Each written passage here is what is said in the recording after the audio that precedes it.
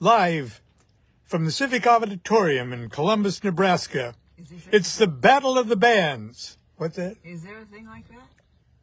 Yes, there was a Battle of the Bands. Now, was there a Civic Auditorium? Yes. Oh. Over there on I guess I was uncivic. Excuse me. I think it was on Never mind. I'm sorry. Go. Battle of the featuring the Echoes, the Panics, and the Shades of Blue. Which band is the best band in Columbus? Well, I'll tell you right now, it was the Echoes. Even I know that, and I never liked those the things. Echoes are in the Nebraska Rock and Roll Hall of Fame. They Really? Yes. Oh. With the lead guitar, Keith Goins, incredibly talented guy, got all sorts of work later. Well, anyway, actually, we're not in Columbus, Nebraska. I think that's good, but this week I'm not sure. Well, I am sure. Well, it's one place I would rather be less. Yes. That's got that going. I don't want to be in Gaza either. Okay, yeah, sorry, we're a half an hour late, and I'm surprised we're only a half an hour late. It's a shocker. It's a shocker. Well, actually, we're 24 hours and a half hour late. 24 and a half hours late.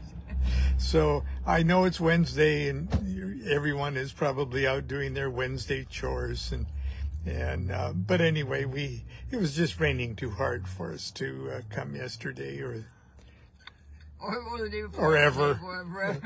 But as you can see, it's a beautiful sunny day at the moment, and Constance has a few words to say. She has something to get off of her chest. Oh, we're not going there. There might be screaming involved. Good morning. I'm going to be nice to you. Be nice. Be nice to the nice people. I've had unpleasant, anyway, week, month, 3 years, but no, I'm just trying to flow with it. So I'm not doing a very good job. So I hope you all have a better job, do a better job this week of flowing with it than me. And that's all I have to say today, because I'm going to go in and. Well, that's good advice, nonetheless. Get this trip over with. Although we have to go to other places because we postponed. We've got lots of parking lots to sit in. Well, not lots, only 2 more. So our clock stopped too in the living room, so we have to take it too. Yes, our clock stopped. The moment. Yes, please. The moment an important politician. Lon? Okay. It's not a voodoo clock, and I don't do stuff like that. Okay. Okay, dear, I'm going to turn the camera around and do what thou wilt shall be the whole of the law. Love is the law. Love and do law. Okay, that we'll start the show with that today. Okay.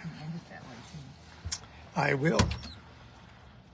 Okay. I saw one little thing. No, it probably didn't stop when Alexei died. They're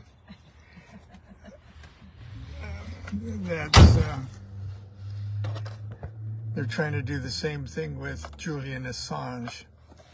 But that's another story. I'm going to be probably pretty brief today, too. Yesterday, I talked about my dear colleague and friend, Christopher S. Hyatt, whose real name was Alan R. Miller, was my writing partner. I was his writing partner for 4 titles, and literally he was my writing mentor. And I did a little kind of a eulogy thing to him yesterday. He's been hasn't been with us for a number of years, and I wasn't planning on doing any more, but I ran across something kind of very interesting. I briefly mentioned the circumstances of the genesis of our writing relationship, and I mentioned that it was it began sort of as an interruption to my Liber Samic, Holy Guardian Angel invocation ordeal. And as a matter of fact, well, I found the story in just like a 2-page little introduction I wrote for the newest edition of his book, The Ultimate Divination. Now, that was the original intended title for The Way of the Secret Lover, or Tarot Tantra and the Holy Guardian Angel. It's been published over the last, what are we talking about, 30 years, under several titles and several incarnations and several publishers. But the original idea was for The Ultimate Divination, and that's why he brought me on board, because it dealt with tarot cards. And at the time, tarot and Kabbalistic tarot wasn't Alan's field of expertise. He was the Jungian psychological sort of avant-garde gonzo psychology as represented in his best-selling book, Undoing Yourself.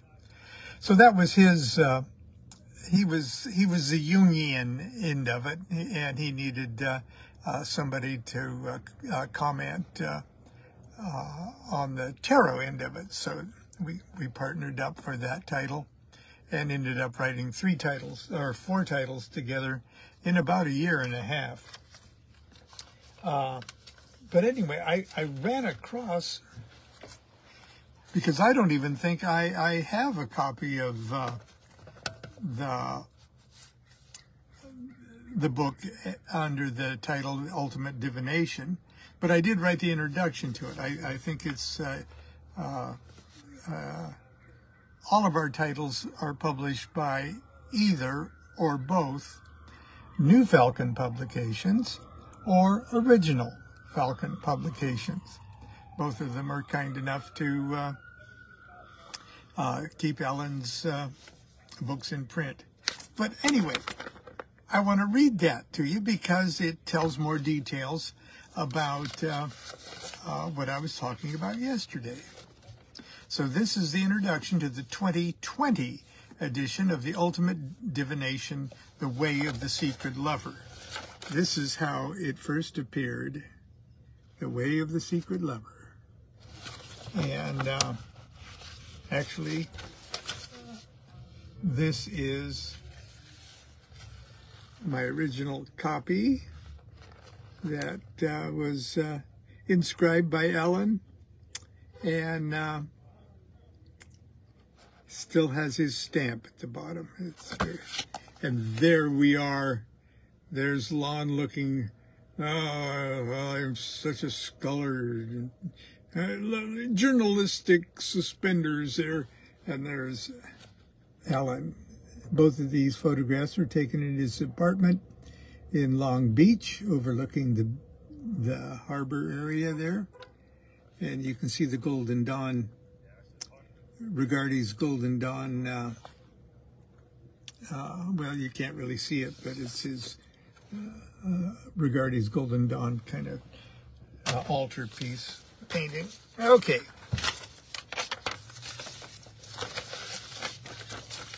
Excuse me, I would apologize for being more disorganized as usual, but it's not unusual. In the summer of 1989, I was languishing through yet another one of those seasons of unemployment that had periodically haunted me since I abandoned my music and recording career in the mid-1970s. Not that I wasn't keeping myself busy. Since 1978, Constance and I had been facilitating the activities of one of the largest and most active local OTO lodges in the world. Our home hosted order dignitaries from around the country and the world, and was the venue of degree initiations, weekly magic classes, lectures, Gnostic masses, rites of Aloysius, and other formal and informal social events. One of our most interesting and colorful new initiates was a genuine esoteric celebrity. Christopher S. Hyatt, Ph.D., that's Alan Miller, who recently applied for and received initiation. He was also a well-respected clinical psychologist, author, and colleague of our friend and lodge benefactor, Dr. Francis Israel Regarde. Dr. Hyatt was also a publisher of controversial books, including the works of Aleister Crowley, Jack Parsons, Israel Regarde, Rajneesh, Osho, Dr. Timothy Leary, and Robert Anton Wilson. Hyatt had just completed the manuscript of a book titled Secrets of Western Tantra, and shortly after his initiation asked if I'd contribute a brief epilogue to it. It would be the first thing I ever had published, and I was thrilled to give it my best shot. I never dreamed that the little epilogue would be the start of my, at the moment, 32 years writing career. So it's much, it's a little over 32 now. As anyone who knew him will attest, Christopher Hyatt was a boisterous, bombastic, and utterly brilliant. He was an unforgettable character, and often very challenging to get along with. But for our magical family, he was one of our most magical, most active, and generous members. He would become a dear friend of the family. He lived with his lovely wife, Linda, in Long Beach, just a 20-minute pleasant drive up the Pacific Coast Highway from our home in Costa Mesa. This allowed him, when he had the time, to take part in a few of our regular classes and events. He seemed particularly interested in the Tarot and Kabbalah classes. But I had no idea he was putting together ideas for a serious psychological exercise that he would eventually call the ultimate divination. But I'm getting ahead of myself. Unlike most 40-year-old men with a wife and a 9-year-old son, I possessed an alarming lack of material ambition. I viewed my temporary lack of a real job not as an opportunity to get out and look for new employment, or a chance to train myself for a new career, or even as a moment to start panicking and selling personal possessions. No, I saw this moment as the perfect time to embark in an extended in-house magical retirement. My goal: knowledge and conversation of the Holy Guardian Angel. I was quite familiar with the book of the Sacred Magic of Abramelin the Mage, the classic magical grimoire, which outlines a procedure for an extended magical retirement, a regimen of fasting, prayer, magical observances, and ever-increasing longing for one's own Holy Guardian Angel. Achieving HGA, or the HGA, triggers a profound expansion of the magician's consciousness, and no real subsequent magical advancement is possible without first achieving this ecstatic epiphany. Indeed, one does not even know who one is, or have any idea what actions are or are not in one's own best interest, until one has the guidance of one's angel. This primary plateau of consciousness was the first goal of the magicians of the Hermetic Order of the Golden Dawn, including its most controversial alumnus, Aleister Crowley. Crowley would eventually create his own 11-month version of the Abramelin operation under the title Liber Samec. And it was this document that I chose to be the centerpiece of my own, and this is all hyphenated, of my own, I'm unemployed, so I think I'll perform an 11-month magical ritual. I was only a couple weeks into the program when my morning routine was interrupted by a phone call from Christopher Hyatt. He started the conversation by asking if I'd found a job yet. I told him no, but I'd just started the 11-week Liber Samec operation to achieve knowledge and conversation of the Holy Guardian Angel. He seemed unimpressed, and went on to tell me he was writing a new book he wanted to call The Ultimate Divination. It would basically be a Kabbalistically structured technique of personal self-analysis and divination using the archetypal images of the tarot. I was aware that Carl Jung had been keenly interested in tarot, and Hyatt himself was a successful Jungian therapist. I told him I thought it was a fantastic idea. Trouble is, he said, at the moment, I'm not comfortable with my grasp of the basic elements of either Kabbalah or tarot to quickly handle that into the process. If Francis were still alive, or if Rigardi were still alive, I'd ask him to help me. But he's dead. Can you help me? I paused and had to think about that for a moment. Before I could say anything, he added, look, come up to Long Beach in the mornings for a while, and we can work on this. It'll be fun. We'll write a book together and split the royalties. I'll also pay you $666 every 2 weeks until the book's finished. That was an offer I could not refuse. For the next year and a half, that's just what I did.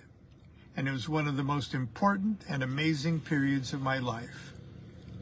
He taught me the discipline of writing and the nuances of putting thoughts to paper. At that time, we ended up writing 4 books together, including the one you are now holding, and that should be the Ultimate Divination book from New Falcon. Let's see.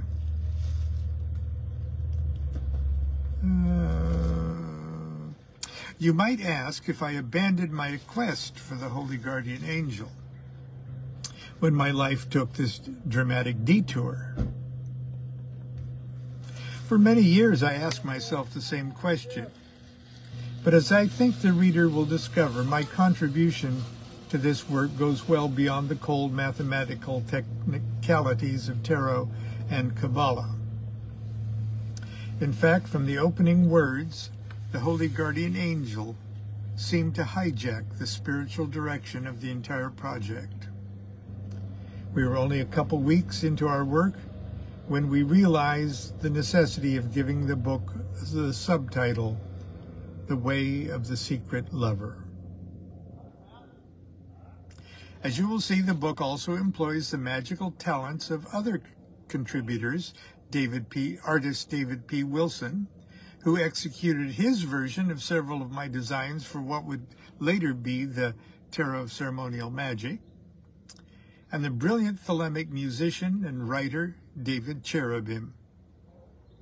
Sadly, Dr. Hyatt, David Wilson, and David Cherubim are no longer with us. This new edition of the Ultimate Divination, The Way of the Secret Lover, is for me a sweet reminder of a golden moment in time when magical friends gathered together to do the great work. So, the very first thing that I wrote as part of my contribution. And of course, there's all sorts of tarot things in the back. And there's David Wilson's, admittedly, better versions of my Tarot of Ceremonial Magic. And even the cover is from the Lover's card. And that's the Egyptian motif of the Lover's card. And that's David Wilson's version of it. So this is what I wrote.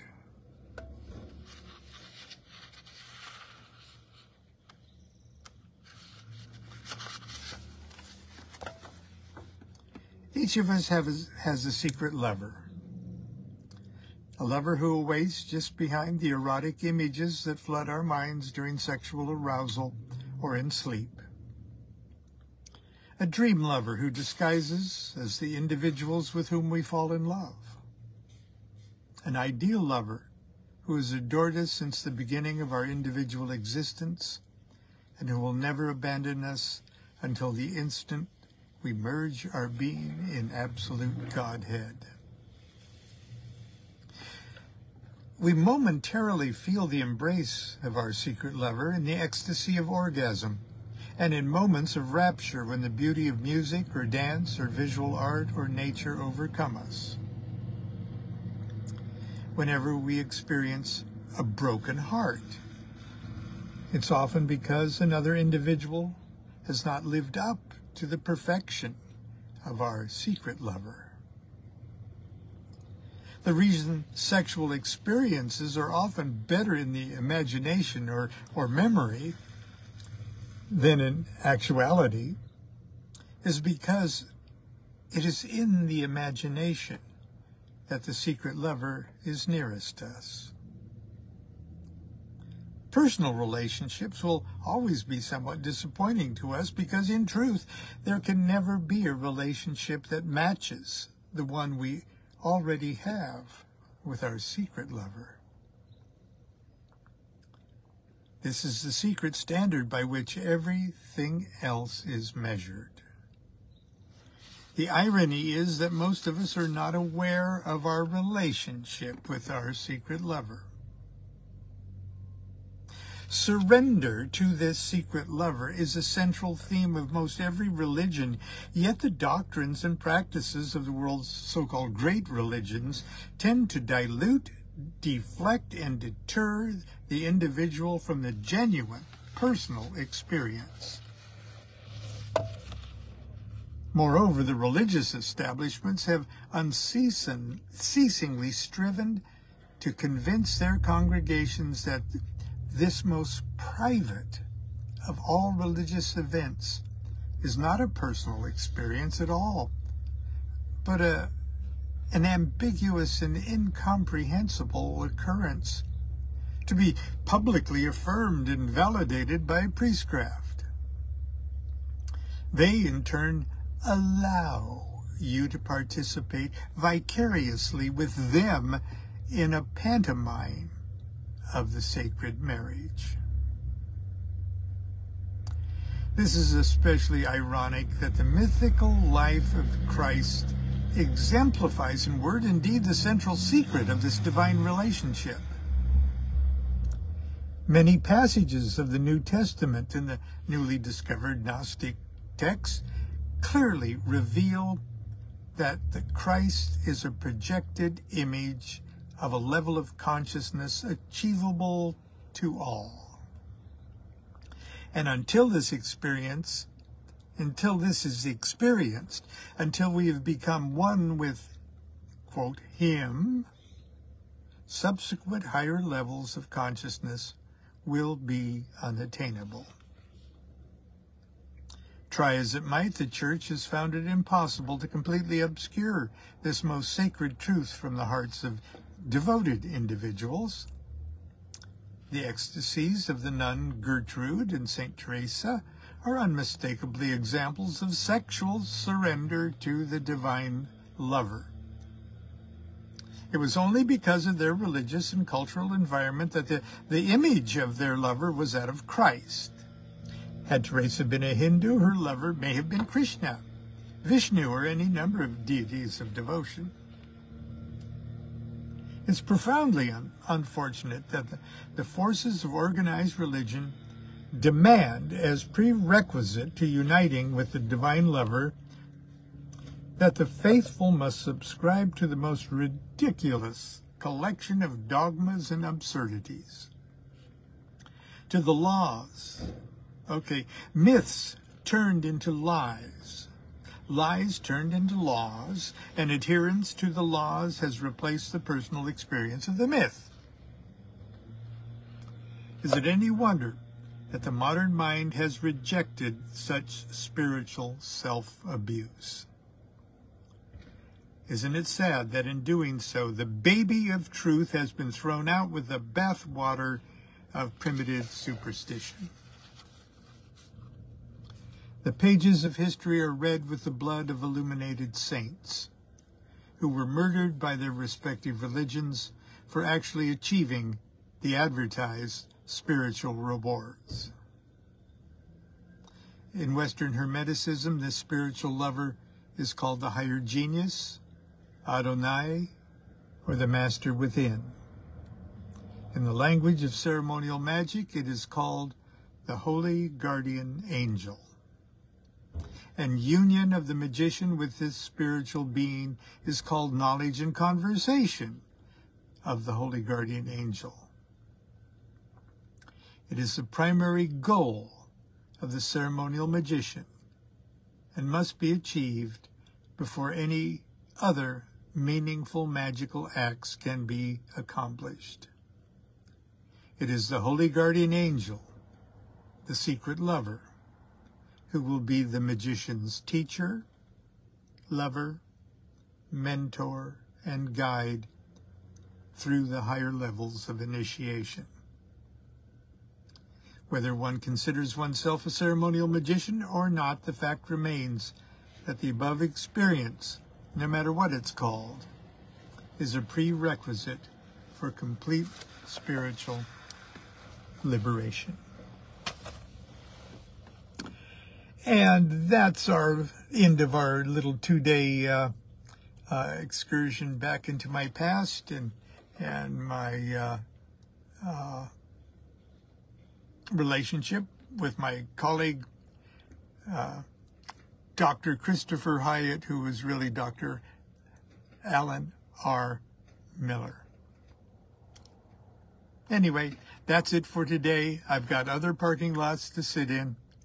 So I hope you'll be good to yourself today and be good to everybody else too. Do what thou wilt shall be the whole of the law. Love is the law, love under will.